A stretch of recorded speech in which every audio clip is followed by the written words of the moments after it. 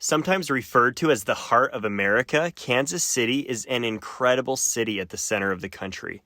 A mecca for barbecue and jazz lovers alike, Kansas City has an interesting history and some incredible architecture. In this series, I briefly touch on a city's history, population, skyline, as well as a few things that make it unique. Now let's meet Kansas City.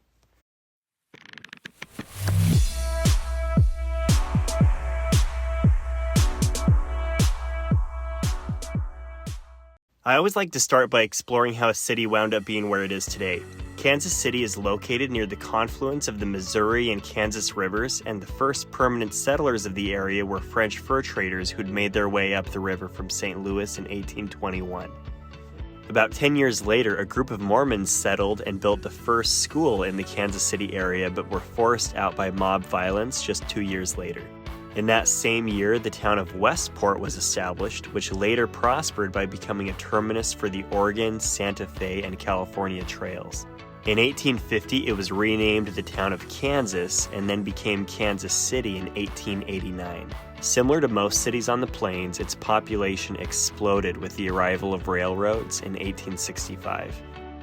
Today, Kansas City boasts a population of about 505,000, making it the 38th largest city in the country and the largest in the state of Missouri.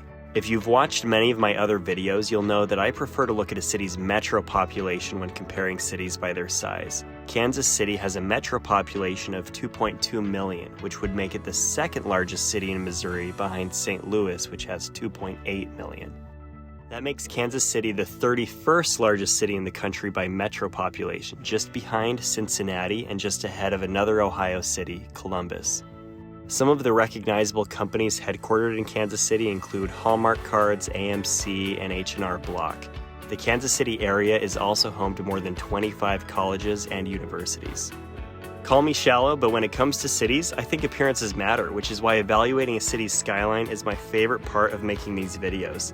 Kansas City doesn't have a flashy skyline, but it's still a solid skyline in my opinion. If you were to take the average height of its tallest 5 buildings, it comes in as the 28th tallest skyline in the country, which outperforms where it ranks in terms of population. It's also taller than its in-state rival city of St. Louis if you don't count the Gateway Arch as a building. The tallest building in the city is the One Kansas City Place, which is the tallest commercial building in Missouri at 624 feet. One of Kansas City's nicknames is the City of Fountains. The city is home to over 200 fountains, the most visited being the fountain in Mill Creek Park. The Kauffman Stadium, where the Royals play, is known for having fountains that span 322 feet, making them the largest privately owned fountains in the United States. Kansas City is also famous for its barbecue. Several cities claim to have the best barbecue in the country, but Kansas City makes a strong case given that it has more barbecue restaurants per capita than any other city in the country. Just outside of downtown is the National World War I Museum and Memorial. It houses the most comprehensive collection of World War I artifacts in the world, which is a shocking fact to me. It's considered to be one of the best museums in the country. The memorial includes a 265-foot tall stone tower known as the Liberty Tower. Kansas City's Arrowhead Stadium is the loudest stadium in the world. It set a Guinness World Record with a crowd roar of 142.2 decibels. It's also the first NFL stadium to transmit instant replay, which is something you just come to expect nowadays when attending a football game. The Nelson Atkins Museum of Art was ranked by Yelp as the best museum in America in 2015. The museum is known for its encyclopedic collection of art and for the giant badminton shuttlecocks on the park lawn. The museum expanded in 2005 by building an award-winning architectural marvel known as the Block Building. This building is primarily underground but has 5 glass pavilions that are referred to as lenses to bring in light. Earlier, I had mentioned the importance of railroads in Kansas City's growth, and even today, Union Station is the second busiest rail station in Missouri. The train station was built in 1914 and today has expanded to include several museums as well as a theater.